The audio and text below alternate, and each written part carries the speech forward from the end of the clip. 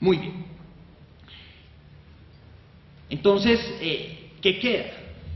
Pues lo que queda es el análisis, ¿cierto? El análisis de lo que ha pasado en los escenarios más problemáticos para el derecho mercantil.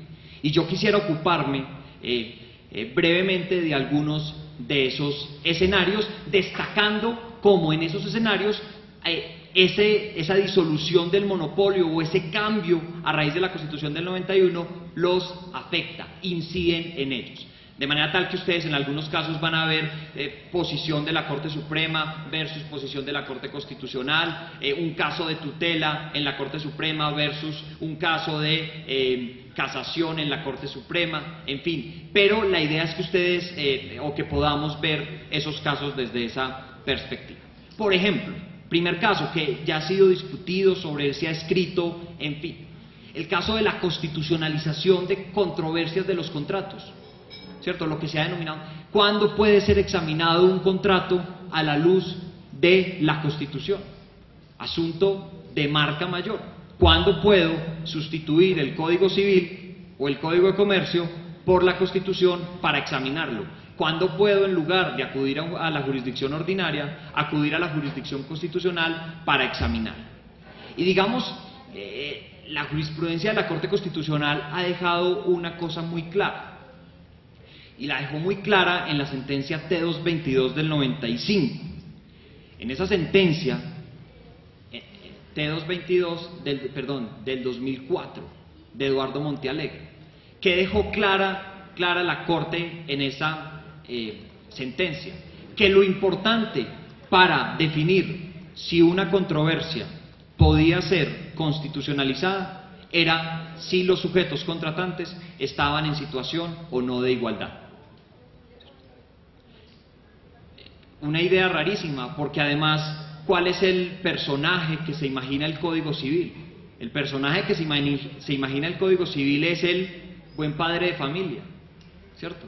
El resto son, digamos, relativamente desviados, o porque son muy buenos o porque son muy malos, pero el estándar de hombre, de sujeto del Código Civil es el buen padre de familia, y todos son buenos padres de familia, y esa es la idea del Código Civil, muy propia del ideario, pues, del constitucionalismo más liberal de la Revolución Francesa.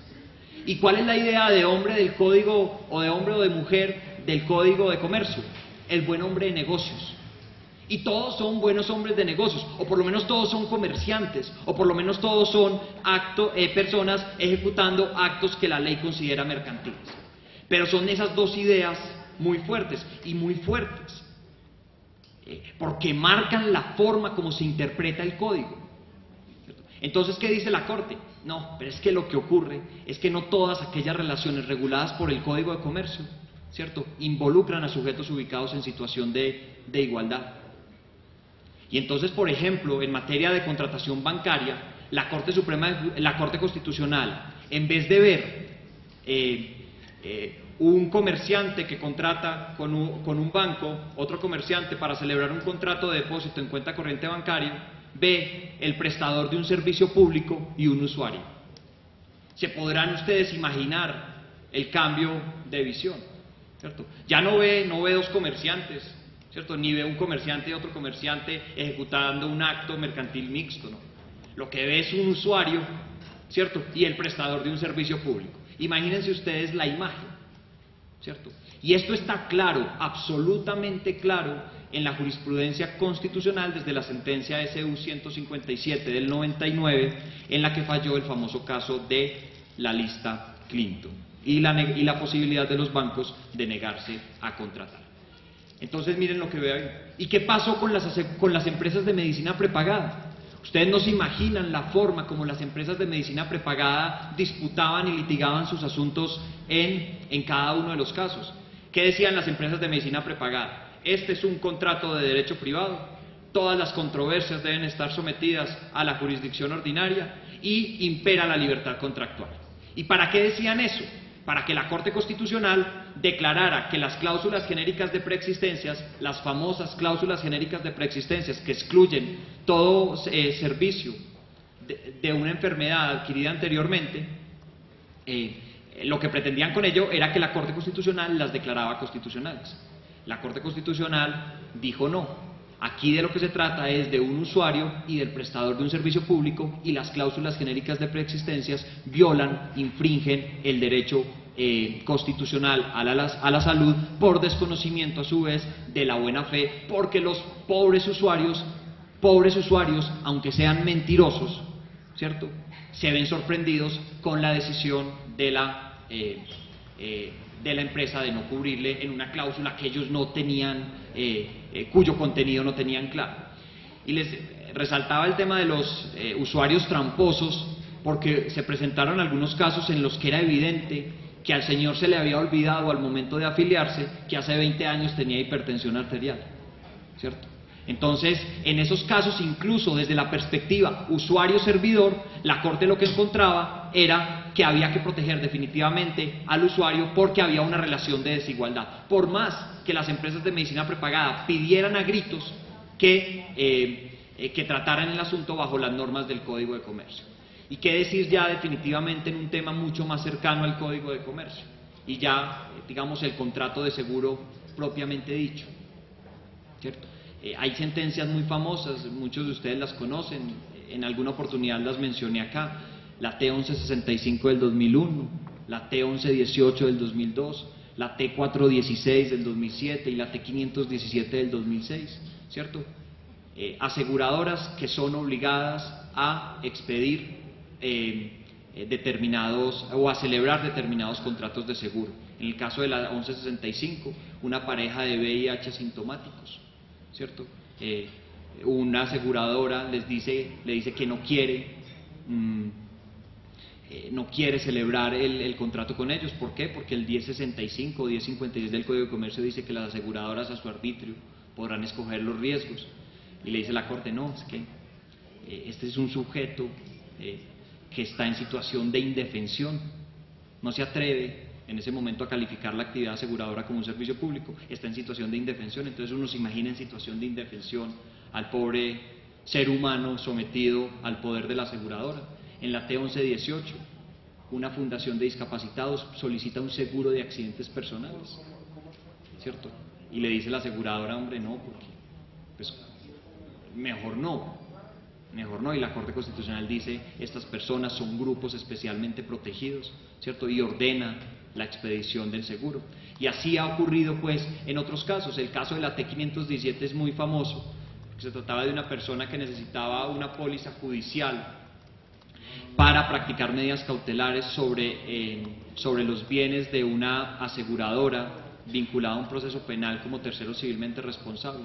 Y va donde 3 aseguradoras, y las 3 aseguradoras le dicen que no. Al parecer había un acuerdo entre las aseguradoras que cuando se trataba de otra aseguradora no expedían las pólizas. La Corte Constitucional dice: se está violando el derecho a la reparación, de acceso a la administración de justicia, expídale la póliza. Entonces, este punto es realmente significativo. Es la imagen del derecho comercial disuelta en la imagen del derecho a la igualdad de la jurisprudencia de la Corte Constitucional. Hay 2 casos, y con esto termino este primer, digamos, escenario. Hay 2 casos muy recientes. El caso resuelto en la sentencia T160 del 2002, T160 del 2009 o 2010 y T210 del 2010. El primer caso, una modelo ha celebrado un contrato de representación con una agencia de modelos. Han establecido en el contrato una cláusula compromisoria, ¿cierto? La modelo dice que ha venido recibiendo menos de un salario mínimo mensual. La razón para recibir menos de un salario mínimo mensual es que a la agencia de modelos todavía no le han pagado, y entonces los pagos se someten a haber recibido recursos. ¿Qué dice la modelo? Estoy en situación de indefensión y se me está afectando el derecho al mínimo vital, ¿cierto? Imagínense un comercialista buscando desesperadamente el derecho al mínimo vital en el Código de Comercio. El derecho al mínimo vital, ¿cierto? El derecho al mínimo vital. Lo más parecido al derecho al mínimo vital en el derecho privado colombiano es el beneficio de competencia, ¿cierto? Que me embarguen solo hasta, pues que me dejen lo mínimo. Esto es lo más cercano al derecho al mínimo vital. Pero La Corte Constitucional entonces dice, está en situación de indefensión, se le está vulnerando el derecho al mínimo vital, termine ese contrato y déjela vincular con cualquier otra agencia de modelos, aunque haya cláusula compromisoria. Y los problemas económicos resuélvanlo ante un tribunal de arbitramiento. Pero la violación es fundamental, la violación de los derechos fundamentales, las tratamos acá. Y el caso de la sentencia T-210. Es un caso interesantísimo porque amplió el precedente de una sentencia anterior de la Corte, que era la sentencia T-520. El asunto era el siguiente: un desplazado había adquirido un crédito de vivienda con un banco y le dijo al banco, miren, no le puedo pagar, soy desplazado, no le puedo pagar, no tengo con qué. Y el banco le dijo, bueno, yo le ofrezco estas tres alternativas, esta. Y la persona en situación de desplazamiento le dijo, no. Entonces el banco, pues como no había pagado, porque estaba secuestrado y estaba en su periodo como de recuperación, entonces el banco le hace efectiva la cláusula aceleratoria, ¿cierto? Le cobra los intereses de mora, lo demanda, lo embarga, ¿cierto? El banco dice en el proceso de tutela que él no sabía eso, parece ser que así era, digamos, no tenía idea. Era un caso dramático porque el hermano fue a pagar el rescate, se quedaron con él. Bueno, un caso con todas las posibilidades. Y la Corte en esa oportunidad dijo que en virtud del deber de solidaridad, el secuestrado tenía el derecho a que durante el secuestro y un año más no se le cobraran intereses de mora, no se le aplicaran cláusula aceleratoria y que cuando el banco lo había demandado, había abusado del derecho a demandar. ¿Qué ocurrió en la T-210 que les estoy contando? Que es muy importante porque es muy reciente. La Corte amplió el precedente de la T-520 a ese caso.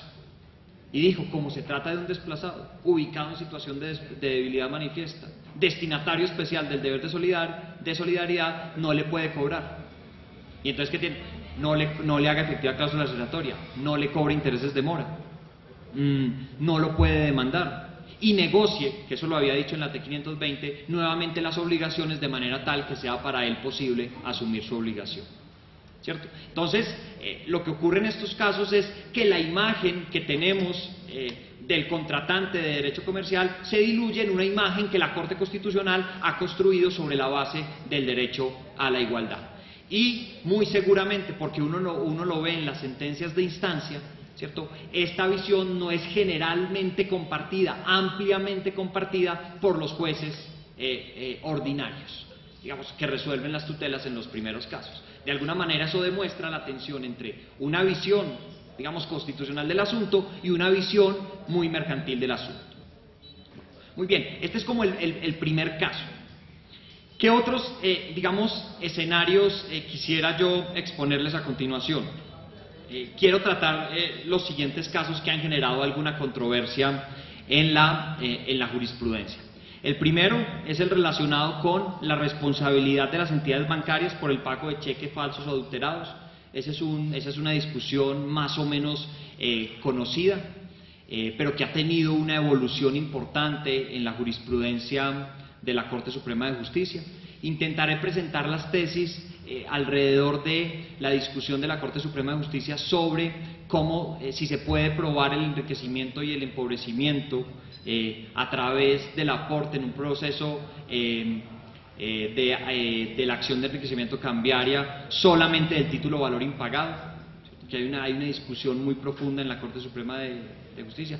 El otro tema que se ha discutido mucho y que también quiero presentarles como las tesis generales es a partir de qué momento se cuenta el término de un año para iniciar la acción de enriquecimiento cambiario.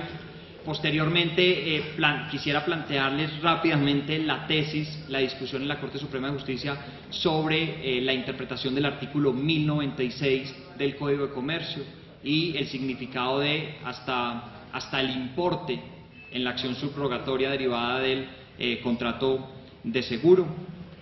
Muy rápidamente les quisiera presentar una controversia que no es tan mercantil, pero que ha dividido muy profundamente a la Corte Suprema, y es si la lesión enorme es posible o puede ser aplicada en eventos de dación en pago, ¿cierto? Si la figura de la lesión enorme es o no posible aplicarla a eventos de dación en pago.